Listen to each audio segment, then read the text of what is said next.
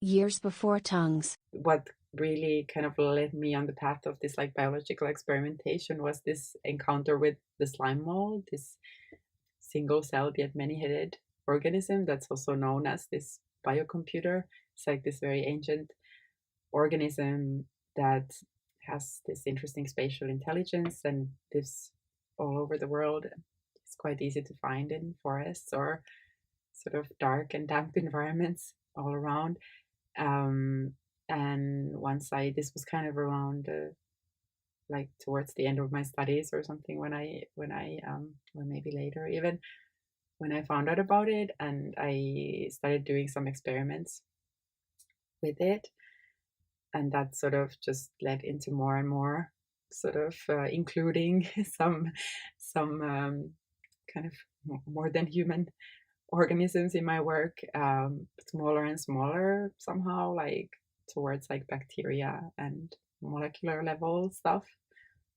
Could you describe those early experiments and that early encounter? Do you remember clearly like what that initial point of interest was that drew you to working with the slime mold? Yeah, I guess this is where the cyberpunk matters, that it was like this kind of wetware in real life. It's this like very sturdy extremophilic organism that seems to survive almost everything, seems to survive in outer space quite well, as it's taken on these like spaceflight experiments to test the limits of life in outer space. And yeah, it's been there way before us, and it can survive like it can dry out and then go back into life when it gets a drop of water and some bacteria to eat. And I also encountered the work of Toshiyuki Nagagaki, this scientist at the Hokkaido University, who was the first person to put the slime mold into a labyrinth and find out that it could find its way out of the labyrinth quite quickly to the closest food source. And I later met with Toshiyuki Nagagaki in Hokkaido, and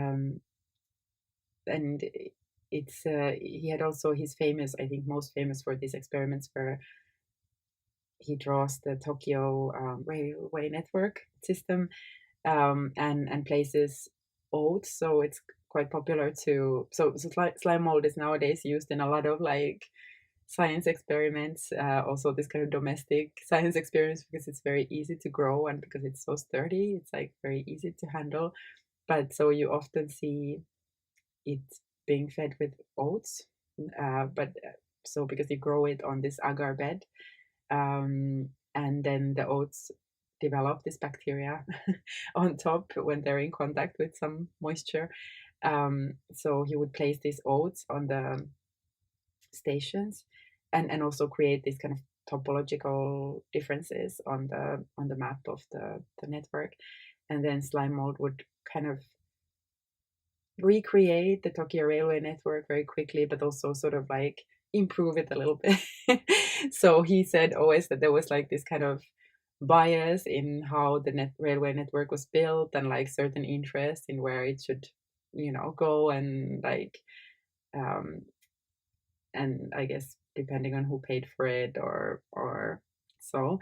But then actually it could have been made more efficient, and somehow this slime mold path showed the the optimized system. So this was very fascinating to me, and inspired by his work, like, and the meeting with him, like I also made all these labyrinths where I grew the slime mold. And in this case the labyrinths were a bit more um sort of mimicking human modes of organization, or these kind of organizational diagrams actually. Mm. And so that was something. I also ate the slime mold in this performance many-headed reading, or where I treated it as a form of AI, like putting this biocomputer in my in my mouth, and ingesting it and letting it sort of program my actions, and or letting it control me or so, um, and affect the course of the reading. This was something, and there's been a few other experiments also since. Did you experience a kind of swerve in that reading? Did you feel, or was it kind of left to exist in that more poetic space of, Well, in that, I think in that immediate situation, in a more poetic space. But then I do think about it sometimes because, like, as it's such a sturdy organism, I don't know how it deals with like stomach acids or something. Like, is it still there? But maybe I have this like long term um, relationship with it now. And yeah, definitely, even just an encounter with it sort of changed my perception of the world, and sort of this, like, thinking about these sort of deep timelines where there's this spatially intelligent creatures that like precede us and certainly outlive us and like have this different sort of existence and intelligence, that, I mean, maybe that's the closest we can get to it, the the ingesting of it, or yeah. yeah, and maybe there's an analogy to be made. It reminds me a bit of an article I read about spiders' webs once, where spiders are quite intelligent when you include their own web as a part of their brain, like as this sensing apparatus. Like the spider becomes a complete spider when it has its web and the web is out in the world sensing for it. And maybe it's a similar thing with the slime mold, where any individual cell of the slime mold wouldn't be intelligent in the way we think of ourselves, but in their kind of collective response to their environment, like this incredibly sophisticated intelligence emerges, like you were describing with the subway maps. Um, Totally. I can mention one of my favorite experiments by Stafford Beer, the British sort of left cybernetist, who had this idea of plugging in a pond ecosystem to sort of like run operations at the factory in that case, but basically just saying that this sort of like an ecosystem like the one in the pond is already so much more adaptive and adjusting to its environment that any computer or like human purely human organization could be. So I actually, this uh, Beer's idea was the inspiration for, in one of my recent works, Pond Brain, also. mm, yeah, was beer one of those early influences? Stafford beer, not the drink. Although I'm sure there was some of that at art school too. Was he already an influence in kind of the air in the curriculum when you were studying in Helsinki? Yes, yeah, definitely. That was somehow some of the sort of history part, that's stuck. Hmm. Yeah, what drew you to cybernetics? I guess it's like just the sort of influence of this sort of thinking in the field of technology that sort of considers that the world is like not this kind of closed jar, but more like an open ecosystem of intelligence, and it's always changing. I think that's my sort of like takeaway from that history, and also the idea that our brain is not the limit of consciousness, like, because a lot of computers have been sort of made as the analogy of the human mind, but then sort of not considering that even the human mind is like intuitive and impossible to formalize in that way. So maybe I think like openness to this sort of narrative in that history is what has really, what did it for me in a way. I've heard it described as extended mind theories. Is that the right term for like that lines up? Once you start to think about it a bit, especially in our networked culture, it's like, oh, how far does the extended mind go? Yeah. um, where's the most interesting place that you've found your mind extended in the course of your own work and research? I guess I'm sort of constantly seeking for those kinds of expansions, like by sort of using art as an excuse to get into some lab or have a conversation with someone, have access to some interesting research or like science or technology or something, and sort of learn from those interactions, or just sort of like going into places like space stations. Like I went to the European Space Station, and I also recently did this residency at the MIT where I visited all these like seed banks and and researchers working on kind of like preserving sort of the human gut microbes, both as like for like bacterial therapies, but also as this sort of like ways to sort of look at evolution from the perspective of our bacteria, essentially, or the bacteria that we live with. Or I guess it's like in these ways and beyond, like like there's this sort of, I guess I'm really trying to make that sort of mind expansion as part of my work, or as like some sort of a side quest, and hopefully sort of be able to include some of that in the work themselves.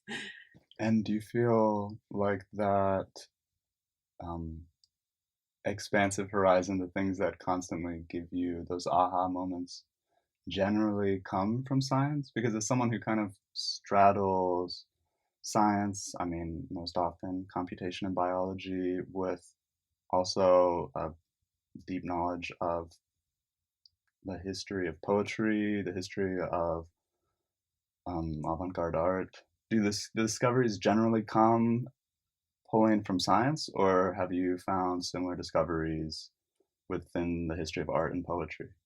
Mm, definitely, definitely, yes. So I feel like Marilyn Gins and Arakawa's practice, for example, the Reversible Destiny Foundation, who, I mean, they are like an artist and poet that in their final decades made mostly architecture. So they had kind of like a few different core focuses. One was like they focus on the idea of embodied cognition, like this sort of practice of constant reconfiguration, as they say, of the body and the mind in relation to the built environment. Specifically, it's interesting to me, having mentioned also my slime mold experiments in labyrinths, how they were always using the labyrinth um, in this way of in their like built environments, to almost like absolutely dislocate the subject in their work, and kind of as a means to slip out of language and out of self, and even out of time. And then Jeans's poetry, or kind of this very idiosyncratic language making, is also amazing. Like she really used the language of her own to create spaces, or one could say like a whole new world. Um, and that, I think, is very like getting quite close to some of the, the beauties of research, or this kind of that's the other thing that feels important in terms of doing this kind of search or research in the field of art, that you never have to think about the use value of what you do. Like there's that you can kind of like or that's like, I think what's important about it, working with technologies or some sort of scientific context, that you can focus on the thing in itself, and not like a pre-laid question or some sort of goal. But and that's what I meant also, this kind of like sustained doing of something that then hopefully takes you somewhere eventually, and yeah, having this sort of freedom to just go and not yeah, not think about where it goes in advance or It where it should go. it brings to mind this. It sounded almost tongue in cheek when I first heard it, and then I thought about it some more. And I was like, oh. I think Jasper Johns is famous for someone asked him, "Oh, do you have advice for artists?" And he said, "Yeah, you take something, you do something to it, and then you do something to that." And then he just said nothing more. Right? And but then there's something in that like formula of okay, you take something, you operate on it. So now it's changed. But then once you're operating on it again, now you're really in this kind of space starts to develop of really looking at this material you're working with in a way that's suddenly alien to your prior experience.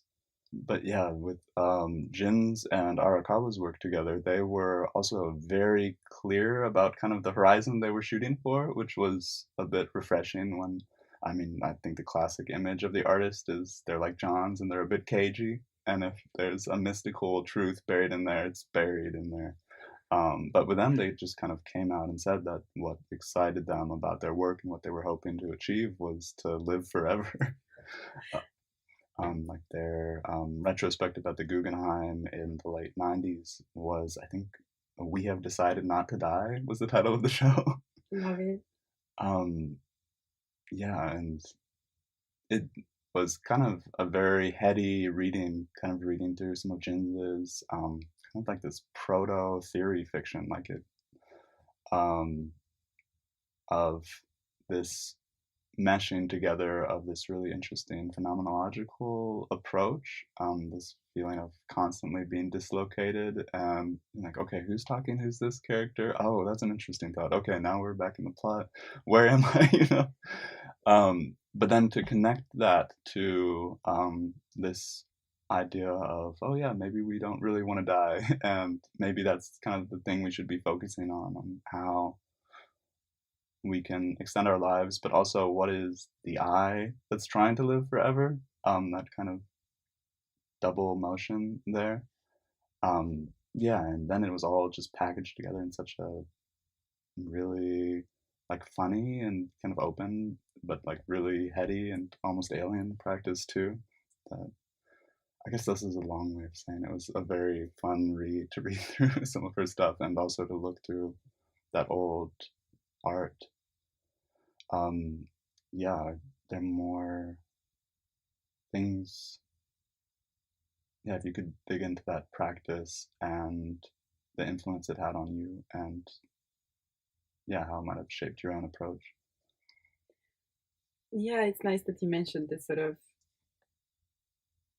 the how would you say it, like that they had like this very clear project, like in the core of it. That's, as you said, kind of rare in this field, and I think that's very inspiring. Aesthetically, also their work, both the, I mean, all of it basically, but they built environments, and Arakawa's painting and Madeline's poetry are very, it's like a very beautiful, coherent, mystical, um, and wild sort of world. I visited some of the sites like in Japan, and it's also like, especially the housing project, is like makes the space very felt. Like it sort of challenges you constantly because you need to like climb mountains on a daily basis, or sort of hang on to some poles to get through the space, and things like this. Sort of come up with slightly experimental ways of just storing your things and things like this. So I think this sort of like, also the fact that it's like very much active, the work, and it's like these environments and these like total experiences in a way that I find very um, that I find great. And I guess also that they're really kind of in between fields, or like using art again as in a very broad manner. I was actually supposed to meet Madeline Jins just before she died, and for like an interview, because I wrote something about them or their work before. But yeah, that was a bit of a kind of a crazy thing to have happened, also considering the sort of focus of their practice as well. Yeah. Yeah, not all the decisions we make Exactly. manifest. Although then that's kind of this implicit hope in so much art making too, going back to extended mind as well, that even after we've died, some structures that have evidence of like our personality, our cognitive process kind of live on and can still influence other people's thought and kind of carry our hopes or ideals, our interests forward. Um, And then I imagine transhumanism was in the mix back in those early media art school days. Um, is that an interesting topic to talk about? The kind of strange legacy that movement has had and the influence that I still think it has. Um, yeah. Yeah, it has definitely, like, it's so appalling, like the most of that discussion. But then, and that maybe that's why I also really love like the reversible destiny foundation approach, that it's more sort of this like kind of a mental and physical exercise of living forever, or being also having this sort of extended environments where you're practicing that life, some form of transhumanism, I guess, also, um, that I think I haven't really, I have to say, I'm not keeping up with that discussion. So just because it's become so quite like disgusting in many ways, or it's like, yeah, the kind of like yeah, the like very few who can do it even or think about it, and somehow, yeah, maybe it's not the, I feel like it's not my topic in this way. Yeah, it seemed like with Jin's and Arakawa's work, it was a breath of fresh air that it felt like it was dealing with the same core anxieties, which are pretty natural human anxieties. People, we just know being alive, so being dead is not a fun thought to dwell on too much. So it's like they were like in the same headspace, but somehow it was a bit more pro-social and didn't like go too deep into this like Cartesian abyss of just like, oh, I'm just my mind, and my mind is the like it's my mind versus the world basically, you know? Like, okay, I'm gonna put myself on some big computer and then put the computer in like the biggest like mech I can find, and you know, it like just gets really absurd and in kind of a toxic way very quickly. But then they were operating within that same headspace, and it the output felt more almost utopian. I mean, and I think in their own writing, the bit I read, they used this interesting term, post-utopian. Mm. That I mean, I think they were towards the end of the 20th century, and there was a pretty complicated relationship to utopia with the Soviet Union, kind of in its last stages of collapsing, and then making way for the world that we live in now. Yeah, is there something, how do you relate to utopia or post-utopia in your own practice? And maybe like, maybe this is more almost like related to this like transhumanism, or that that sort of space that I think because I've already even today like mentioned this like deep timeline or this sort of like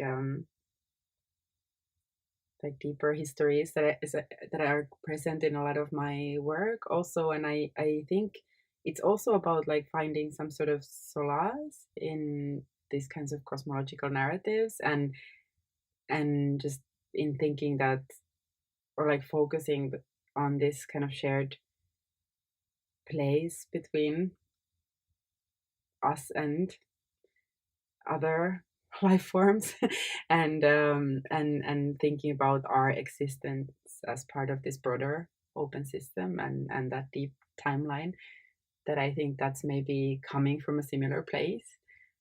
Describing your early first encounters with the slime mold as you brought that influence into your practice, could you do a similar thing and describe how you first encountered AI and said, "Oh, this is something I want to work with and something I want to understand better"? Yeah, the first time I used AI must have been in the context of this residency that I did in London at Somerset House, because I had the chance to work with a few engineers there, and this was like Nimia Seti. Before then, I had got machine poetry. That's like not an AI work, but that's somehow related to the birth of Nimia Seti, or that like um, that line of work. So I, in this project called Gut Machine Poetry, I inserted kombucha scoby, like a symbiotic colony of bacteria and yeast, in the guts of a computer in a way. The idea was to introduce this kind of entropic processes into computing, and yeah, some sort of embodied cognition again.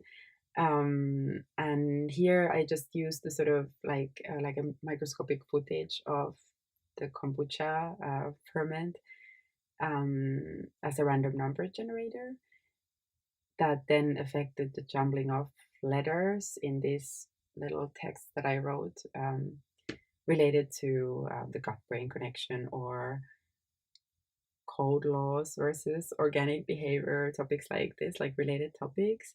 And then what came out from the interaction between these texts and the kombucha culture was a sort of a cut up language, kind of, it was like real time, and also later like a video work.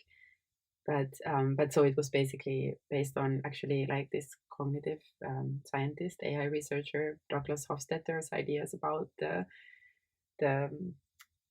we have this program called Jumbo that was about sort of like some sort of a like a cut up language based on like the actions inside a cell.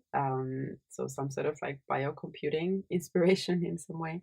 But so I made this piece that somehow in tribute to this Jumbo program, and then got the chance to do this residency in London, where I could actually work with like neural networks, and this was 2018, I guess, and a lot has happened since um, with AI, and but then I did this work, Nimia Seti, that I think it's one of my most exhibited works. I would say it's so maybe people have seen it, but it's basically, it's like a video piece based on this process where a computer is watching footage of this bacterium called Bacillus subtilis under a microscope, and generating a kind of a script or calligraphy based on an analysis of what it sees. And there's kind of, yeah, two components. Like there's this kind of like calligraphy, like written language. This bacteria is one of the extremophiles taken to space missions. One of them, quite a common sort of gut bacterium, also present in fermented soybeans like natto. So there's this algorithm that's based on sort of the computer watching the bacteria in a petri dish, and sort of you could imagine like a pen hanging from a piece of string that's been pushed around by the bacteria, that the kind of strongest bacteria or the strongest movements of the bacteria on the petri dish, and then someone is pulling like a paper underneath so that it becomes this like writing or script. And then there's also audio that's interacting with the bacterial movements. And I actually used this like as one of the teaching materials. So there were the bacterial movements, but then there was also this kind of early Martian language by this spirit medium called Helen Smith, or that was her pseudonym. She was Swiss French and operating in late 1800s. That Martian language was also, I recorded it and fed it in. And then also like this kind of network that was trained on my voice or these recordings was looking at each frame of the video and producing a short block of sound based on what it thought matched best the frame in question, or like the configuration of bacteria in it. But anyway, so this is just like a way to say that, or maybe like a long introduction to this work, but just also that maybe starting from this gut machine poetry project where I already kind of did this like a very simple random number generator based language experiment, then Mimi Assetti did the same with AI, like with a few models. Like there was some granular audio models and Sablar and like just, I mean, like even though there are different works, but somehow you could say that this was the more like intelligent version of the earlier work in some way, or the machine was a bit more present in the creation of the language, or very much present.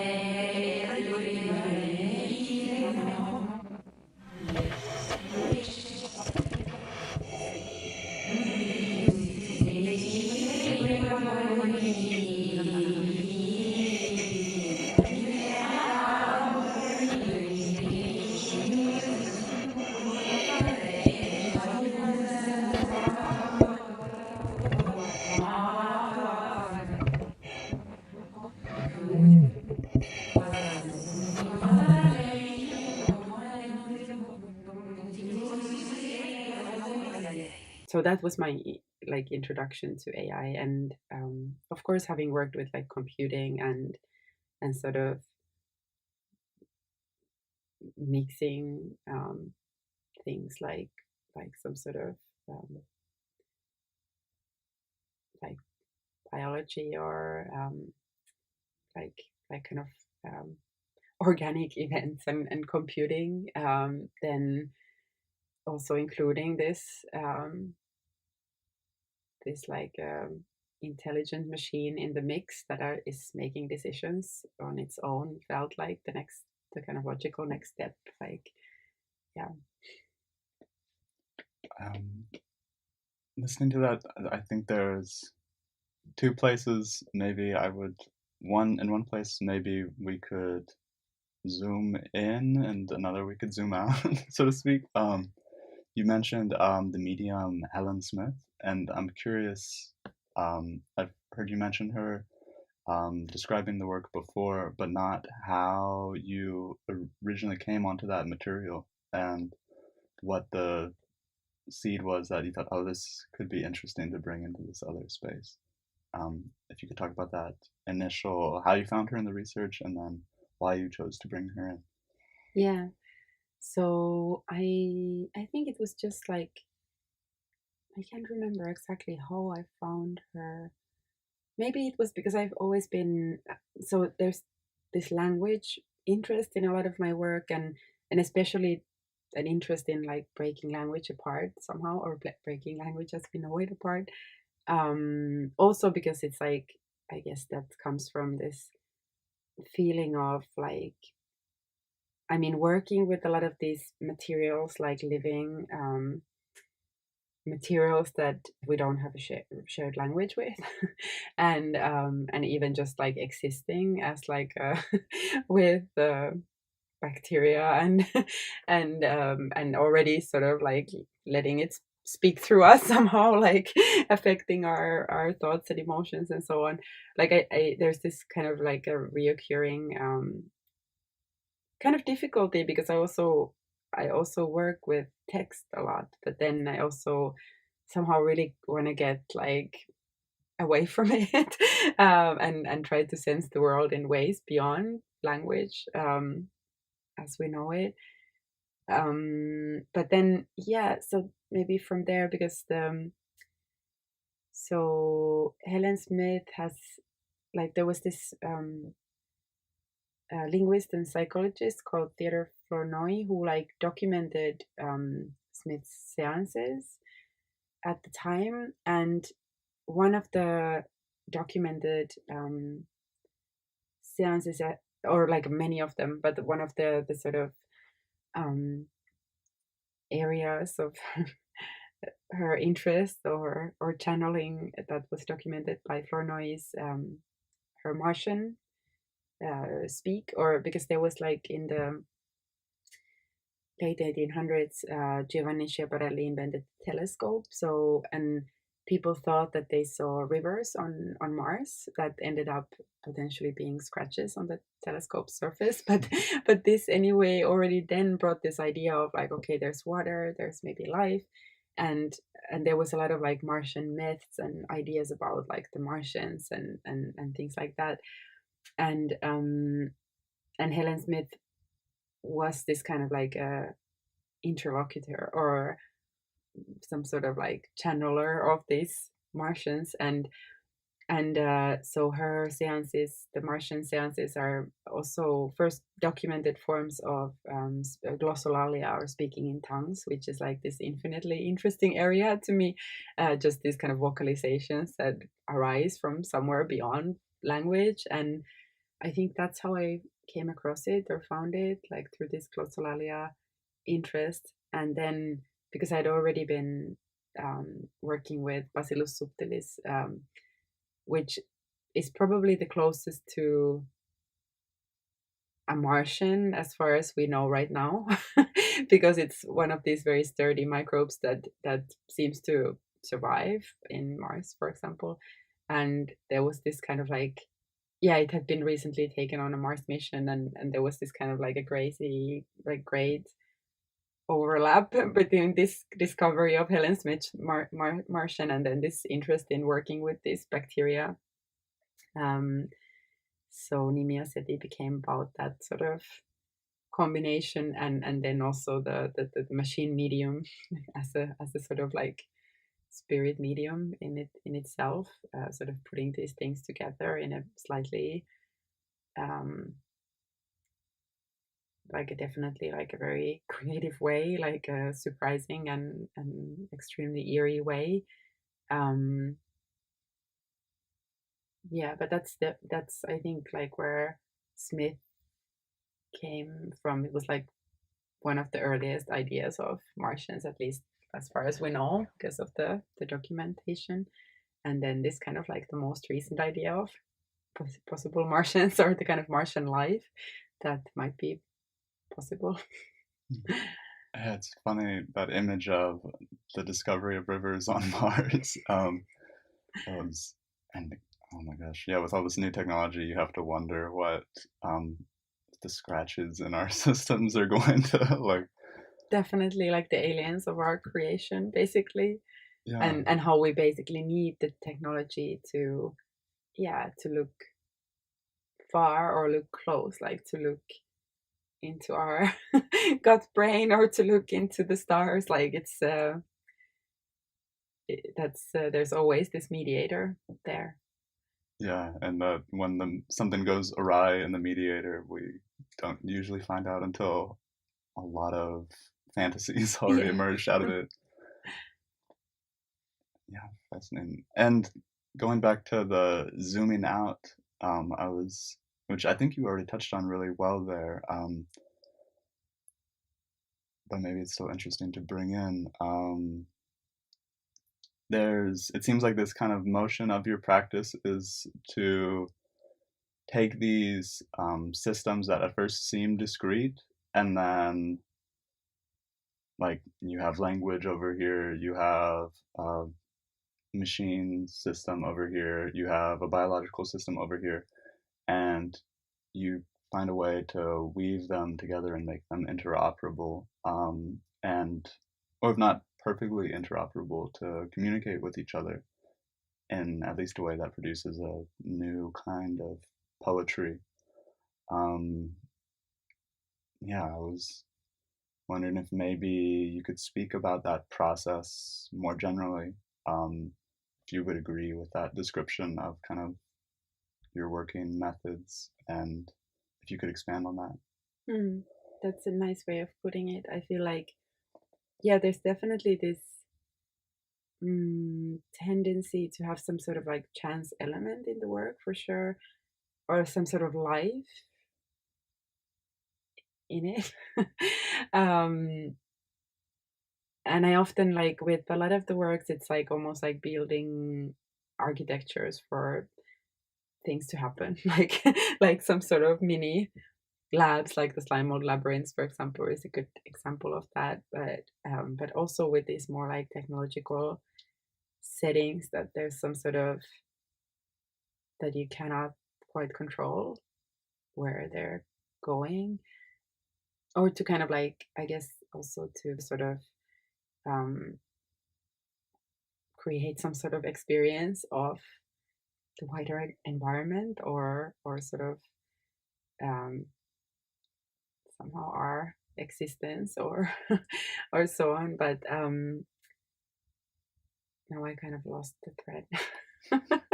What did you ask again? Um, yeah, talking about that process of making these systems communicate with each other.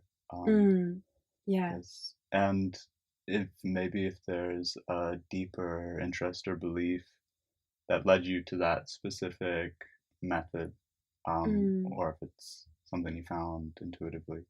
mm. Like, do you think everything will be able to talk to everything else eventually? Or That would be amazing. like like just make put all of the pieces together, like in a conversation. Um yeah, there's like some more recent also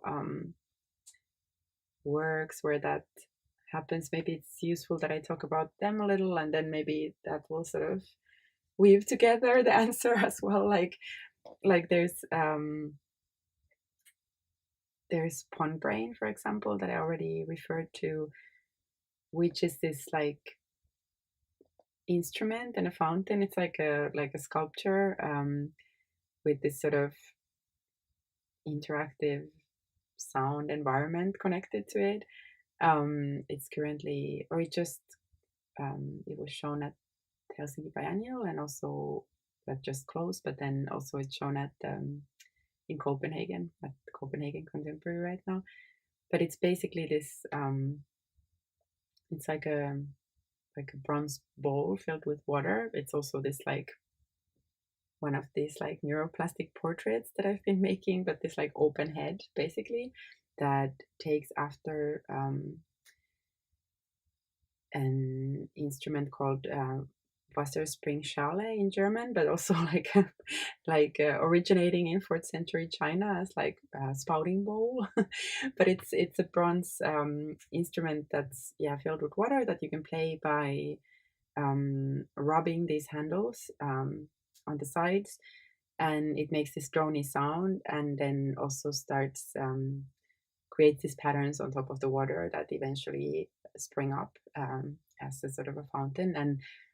And this work actually, so I was it's sort of like in preparation for like a public work where I was thinking about this fountain essentially. But in my case it's like a head shaped thing, so it's slightly developed further, but I've also hooked it up to this system that's based on these AI models, rave models, where I basically like used materials from outer space and under the sea, so like star pulses and whale sounds and dolphin sounds and stuff like that, and just like taught this network with this, and then it responds to the instrument in the space. That's the kind of like open head. So it's like this experiment in making this like very expansive instrument that sort of reaches to the depths of the ocean and like and outer space. So that's this kind of constantly evolving like generative audio environment that's a combination of this system listening into this instrument when it gets played, also listening to itself and constantly changing.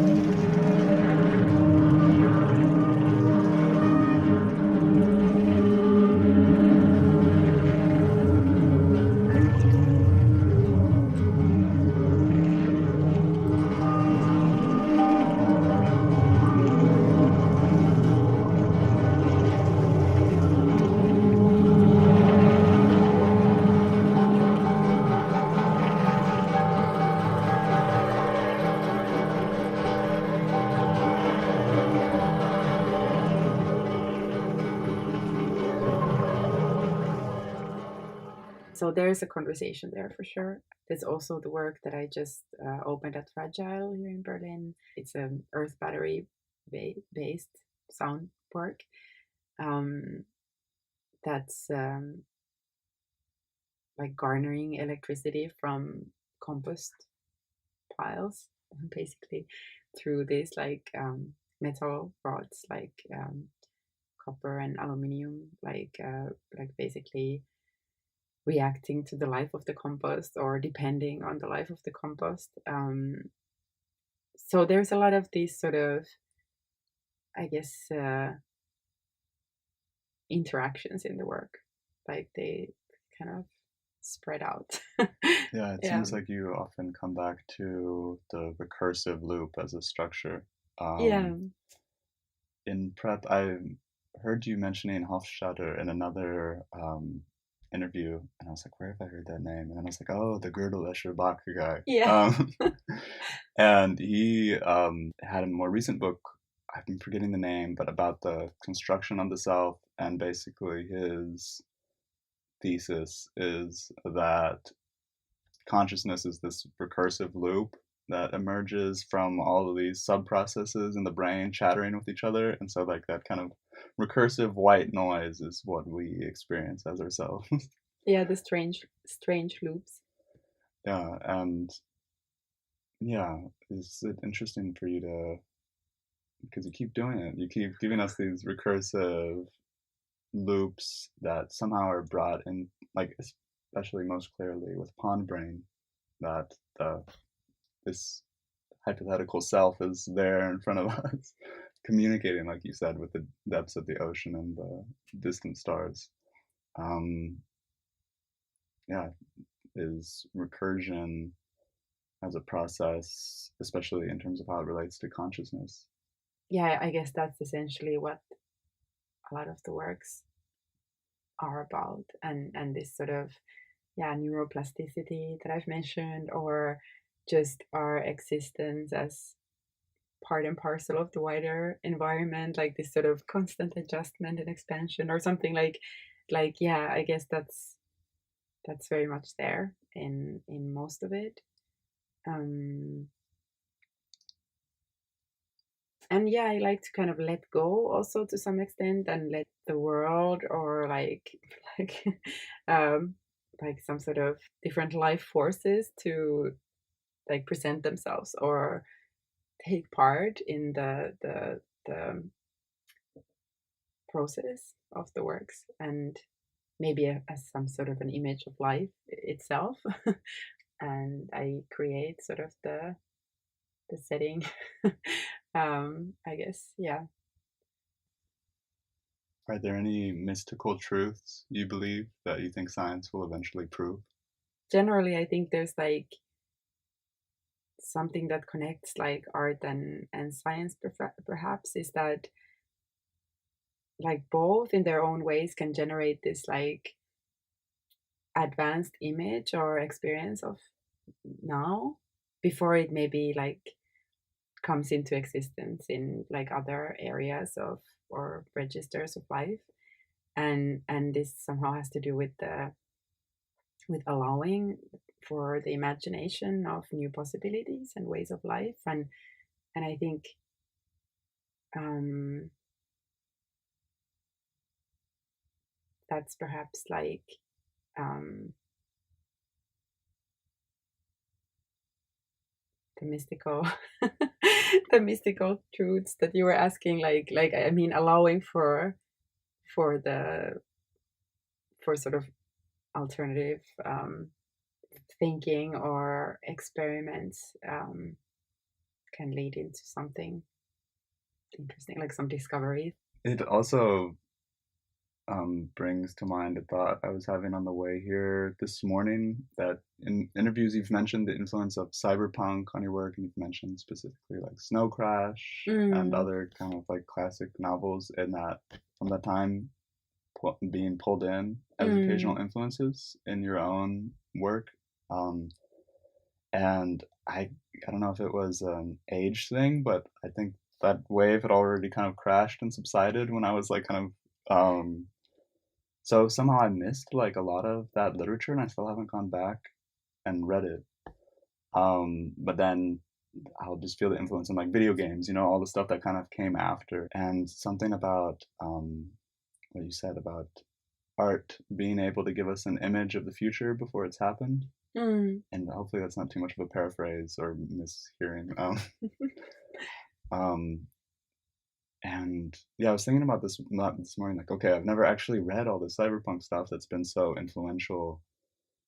And I was thinking about like cyberpunk dystopia. Sorry, I'm kind of dragging my way towards the question here. Go for it. Hopefully I get there eventually. um, like, so all of that initial cyberpunk literature was creating this vision of the future that was like quite dystopian, of hey, if we just let kind of corporate control of our life, continue in this way, it might end up looking like this. Mm. And with dystopia as a topic in general, there's always this kind of fear I have with all of that media, that somehow people create this image of a future we should avoid, and then that gives other people the clear picture in their head to move towards so that it can come true. Like when I heard that Mark Zuckerberg renamed Facebook Meta based on it being in Snow Crash, and I know. I was just like, oh my god, we're in the stupidest of all possible timelines. And it was just like really an odd, speaking of recursion, like an odd, depressing loop for this image, an author in the 80s or 90s to say, hey, don't do this. And then one of the biggest companies in the world is like, oh yeah, that's an interesting vision of how we could make some money, um, since people aren't clicking our ads quite as often anymore. And yeah, I wonder, maybe the question in here is something about we have so much dystopia now and very little utopian thought. And but in both cases it's kind of about creating these images of the future, either that we don't want or the future we do want. And it seems like either way, once the image is there, people can start moving towards it, in a more coherent, collective way. Um, okay, finish line. Where's the question? What's the question? um, yeah, do you have any thoughts on dystopia, utopia, and what role art has in creating images for people to live towards? I'm thinking back because I just read this like quite nice. Somehow it's not really directly answering your question, but I just read this piece by Yu Kuin on AI. Where was it? Somewhere online, and how it's like developing its own logos, and how we should sort of affirm, like, I think use the words like affirming its prosthetic nature, or the prosthetic nature of technology beyond like its functionality. Like this, basically the idea that there could, like, thinking of this, or opening up to thinking of this, while it might be like this existential crisis, but opening up to thinking about these different possible relationships between humans and machines, that surpass competition or patterns of consumption. So basically, like going beyond the those nightmarish corporate scenarios, or just thinking like beyond the sort of that corporate machine, like what this sort of developments in AI can offer. And maybe this is too. I'll just pull the thread in and see where it goes. With the myth or the story of Cassandra in Greek mythology, where she's the oracle who she's cursed to always tell people the future, and then they don't believe her and do it anyways. And it's almost a question I'm trying to ask, and it's probably an impossible question of when, if these dystopian writers are like Cassandra, are they telling us something that for whatever reason we seem fated to go and do anyways, or somehow when she tells that future, does she make it happen? Like, Mm, and that's the relationship I'm not sure about, because I think there is a like kind of responsibility as artists, and it's hard to know how deep yeah, it goes of what images are we bringing to people, like, and why. yeah, maybe so. Perhaps like actually the work at Fragile is like a good example of something that I felt compelled to do, like this sort of, or generally I've been quite curious about this, like, yeah, low tech, in this kind of like moment of like this feeling that everything is somehow available to us at all times, basically, and yeah, the kind of bringing this image of, for example, like an earth battery, something like super low tech that's dependent on rain. And I mean, in this case, it's dependent on watering, but like, but this sort of like there's some great experiments on like solar powered websites, or just to have this kind of like, or I felt important recently to focus on this, like some sort of scarcity and like endurance or so, that these kinds of ideas focusing on the cycles of our environment again, like more, and just sort of like, yeah, you know, the piece is powered by an earth battery and might be off sometimes, like depending on how it's treated, or like what's happening around it, like what's the weather like what's yeah, what are we doing to our environment and the weather, and like, yeah, maybe like that's a bit, I guess you could call it like solar punk or something, but like, but this, perhaps it definitely is contributing to this, like creating the image, or this is the more the kind of image that I feel seems urgent to to create. And also just, I mean, of course, thinking about like the materials you work with and things like this, that what's their sort of um life cycle as well, and mm, just in terms of like image making, or this sort of like world building, I guess, or world making or something. Yeah.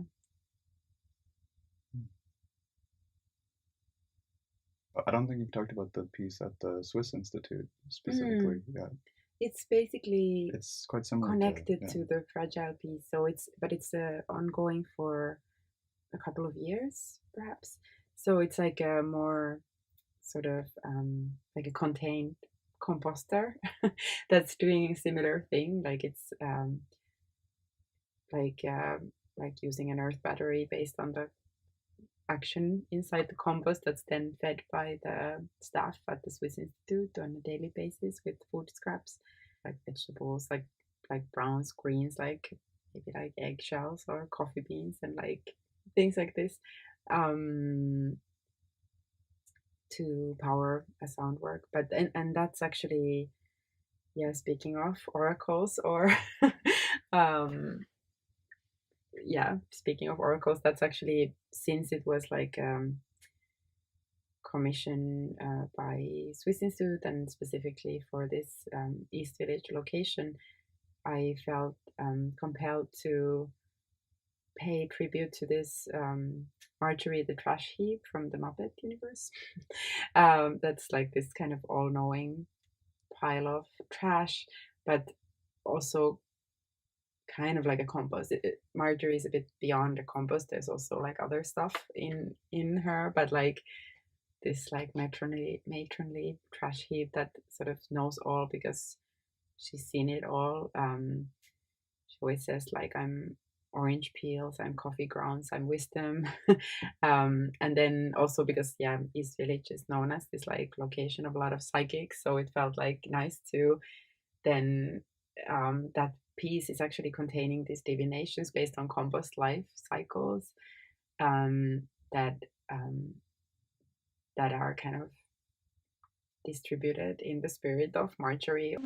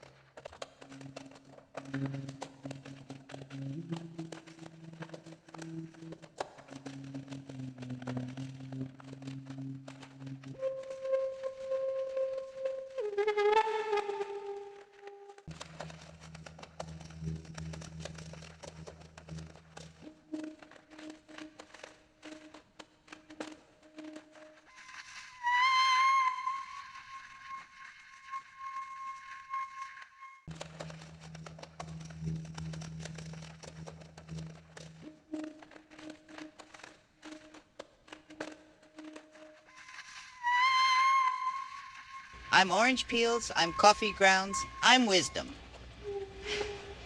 The stars tell me to look down before looking up. I can hear a conversation between everything. In a world made of brains, seeds grow paragraphs, enzymes break down sentences, worms eat words.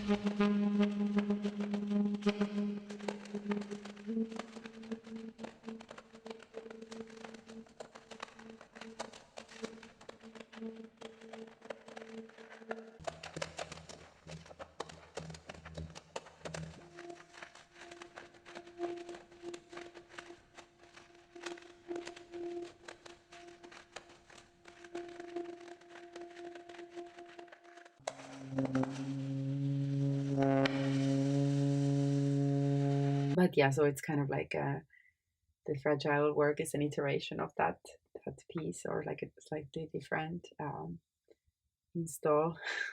Yeah, Marjorie's been Yeah, disinterred. Marjorie's not there. No, it felt like she felt very like New York East Village specific. Like it felt like a fun thing to do there. Yeah, I was half waiting at the exhibition opening the other day for her voice to start coming through, and then I was like, oh, I don't think it's gonna happen. No, sadly. Yeah. Also, maybe e-magma. Is it e-magma? I-magma? How do you Yeah, usually you say could it? say it both ways, but I tend to call it imagma, kind of like I Ching also, because that's it's inspired by yeah, basically the history of like Leibniz being inspired by the I Ching, or the Book of Changes, when coming up with the language of computing, or the binary code, by this yeah, kind of like a divination system. So yeah, so imagma is good. So imagma was this also like kind of started this neuroplastic portrait work of mine, or trajectory of mine. It's like a series of head-shaped lava lamps that are also my portraits, and then there's like an AI that's like reading into, or looking at the blobs of liquid and coloring movement inside the heads, and coming up with these divinations, like seeing things in there. So this was actually also connected to the sort of history of using lava lamps as random number generators in like the 90s or something, in Silicon Graphics, and then but actually turning it around and like reading into the shapes, like kind of seeing like meaning and symbols and things in there.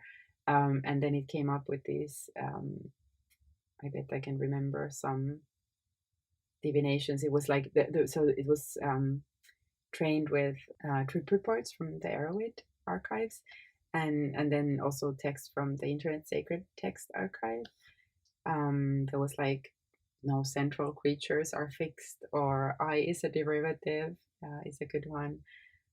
There was also something that said it is a single reality, but the second. These kinds of quite idiosyncratic remarks, or or divinations. Yeah. I was wondering if we could linger on that gesture of merging the databases, because I mean, so often now the systems are trained is you have a database that you're trying to get as robust and accurate as possible, that is then fed through these neural networks, so that some structure emerges on the other side that is able to model and then predict things that could happen in that original space.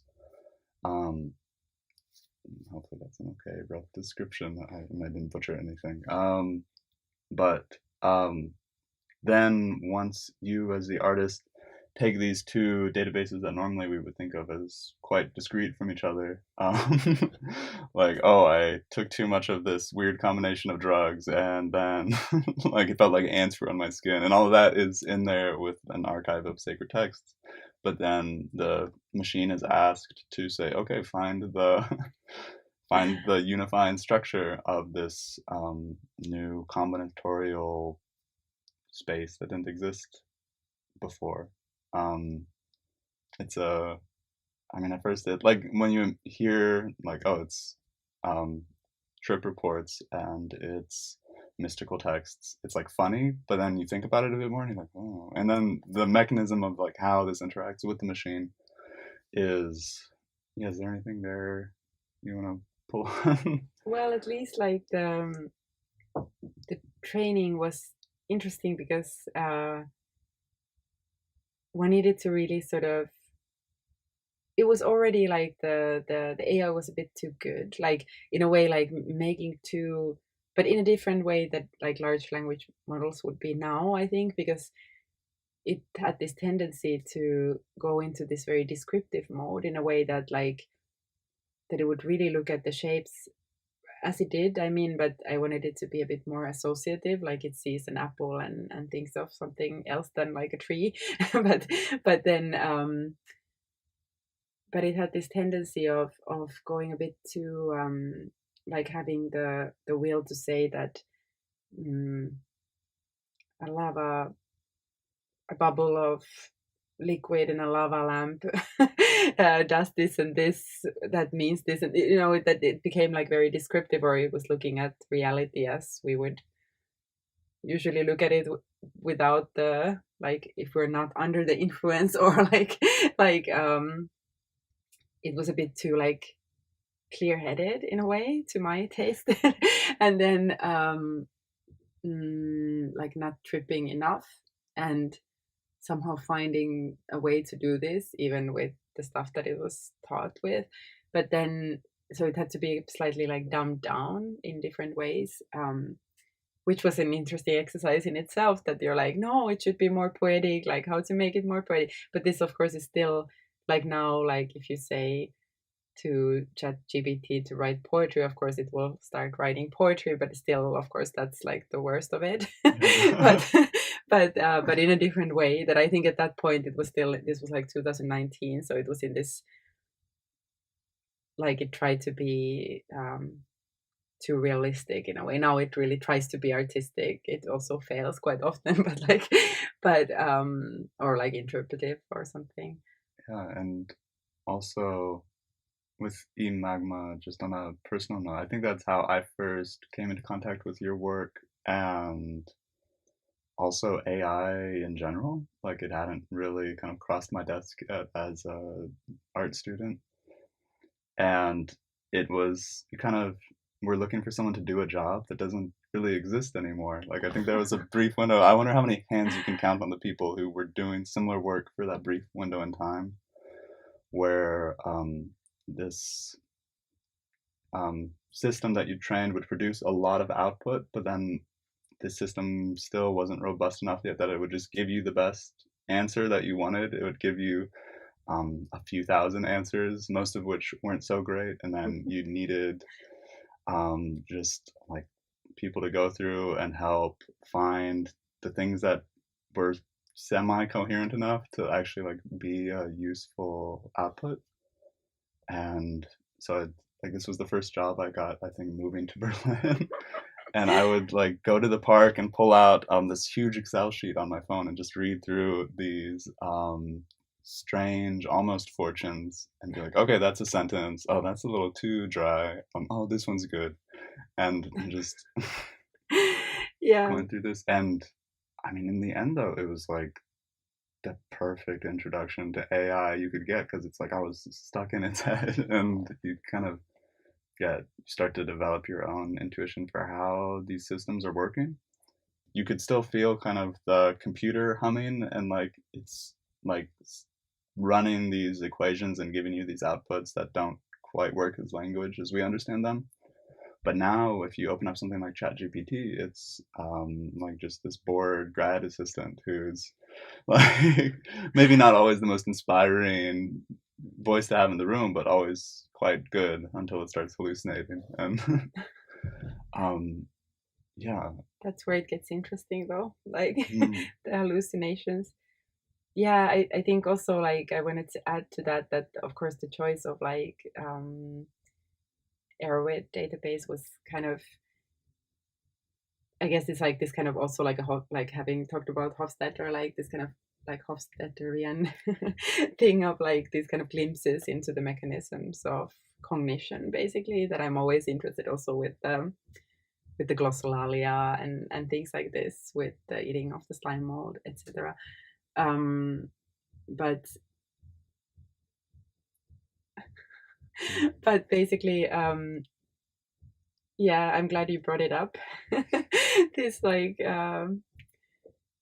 like endless Excel sheet, because yeah, it's true. Like not all the divinations that came out were appropriate. They were not all that interesting, but also while reading through them, you definitely could learn about what it was doing, or how it was somehow, what was the syntax somehow like that it was using. And of course this had to do with the nature of the database also, but the ways it put things together were very sort of particular and odd at certain points, and it was like an interesting sort of introduction to the logic, or the logos somehow. And I guess this is maybe the also on the kind of oracle note still, like I'm always kind of curious about that, like that hallucination, or like a computer going beyond logic, or like this sort of yeah, also I guess this kind of like alternative forms of intelligence. And yeah, what I found, this is kind of unrelated but maybe related, because I've also been using ChatGPT quite a bit, which I guess we're all doing, and I found it's quite helpful for like research, or then just like very practical sort of text making, like kind of contracts, or like some very sort of systematic language creation, or text bulk creation. But then it's interesting how it's now started to develop these like inventing these papers, like I've looked on some like topic, like maybe like a slightly scientific topic or something, and then I'm like, oh, what is this paper that it's mentioning, and then I realize it doesn't exist. And that's kind of amazing. Like it's just like dreaming these papers. Yeah. Maybe it wrote it in its head. I almost feel a bit nostalgic. To feel nostalgic for the last model of AI is a weird position to be in. As of yeah, we get the cyberpunk universes we deserve, I guess. I don't know, but where I felt like the thing that excited me the most about it really peaked with GPT-3, where it was like, I think I'm one of the rare people who doesn't use Chat GPT so much. Like it hasn't kind of found its way. But with GPT-3 early on, I would have these conversations with it, and it was like psychedelic experience, you know? It would always be so intense. And like if you just go to, I'm sure you can still find some of these old models somewhere. Like I think they were calling it Da Vinci. If you search GPT-3 Da Vinci, maybe, like I think that was the one I was using and had the most interesting results with, where you would just like write it something really honest, or just kind of like almost like journaling into a mirror or something, you know? And it would come back with the most psychedelic, intense stuff that somehow was also like, oh yeah, maybe I could have written this if I just did drugs nonstop for 5 years. Like, but then you still could kind of recognize your own voice in it. And I don't know, it seems like the rough edges and the kind of crazy divergences that used to be a really common part of the experience of working with these neural networks those rough edges have been smoothed off. And now you pretty much always get the grad assistant who makes stuff up sometimes. And yeah, I don't know if It's become this very practical thing, I guess, like also for programming and yeah, like creating lists and um, contracts, whatnot, like that it's yeah, there's less of that. Although, have you heard that story that there was a lawyer who was using ChatGPT to do his legal research and like presented it in court, and the judge was saying like, "Hey, this isn't a real case. Like, you can't do this," you know? So Oh wow. yeah, it's a weird moment because I mean, at the end of the day, it seems like the technology we have now, it's just giving you the average of something. It's taking this very rich, complex space of writing, condensing it down, and the prompt you write it, it's like, hey, give me the coordinates for what this kind of contract generally looks like, and it usually can get you there, but then yeah, the average sometimes drifts from what we would like. It drifts in a way that might not be noticeable at first, but then it's really important when you actually try to bring that thing back and use it in the real world. The real world. Yeah, I don't know. Do you have general thoughts on AI, where it's been, where it's going, how you see us incorporating it into our lives? Mm. Um, Yeah, I think I guess because yeah, it's already doing so much for us, kind of, and of course, like um,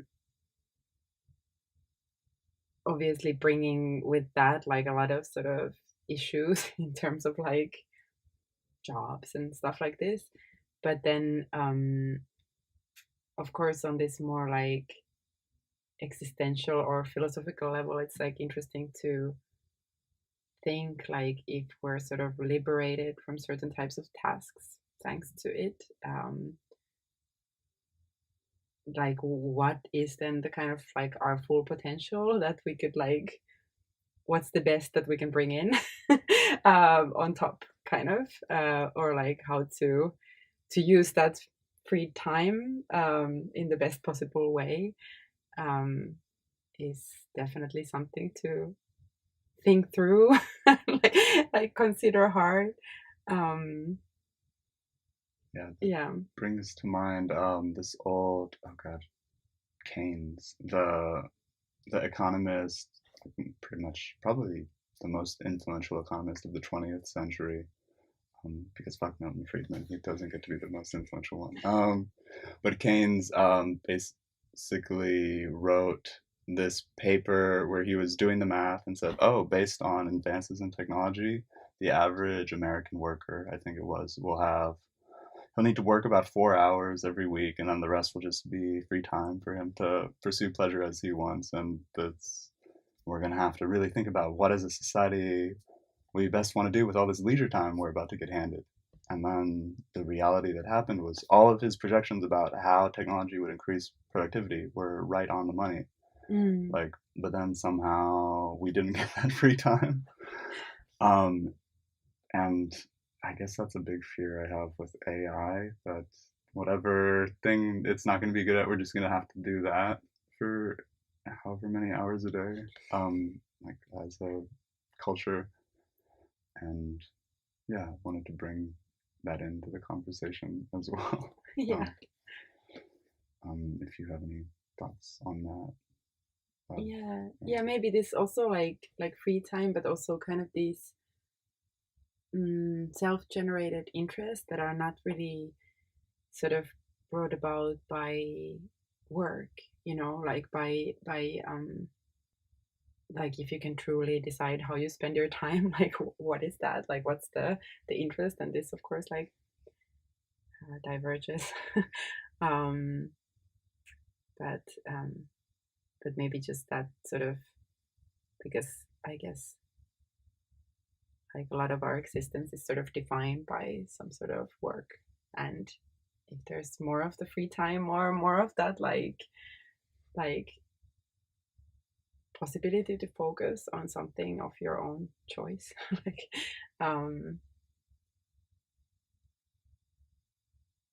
what will that be? Maybe we'll all decide not to die. Yeah, exactly.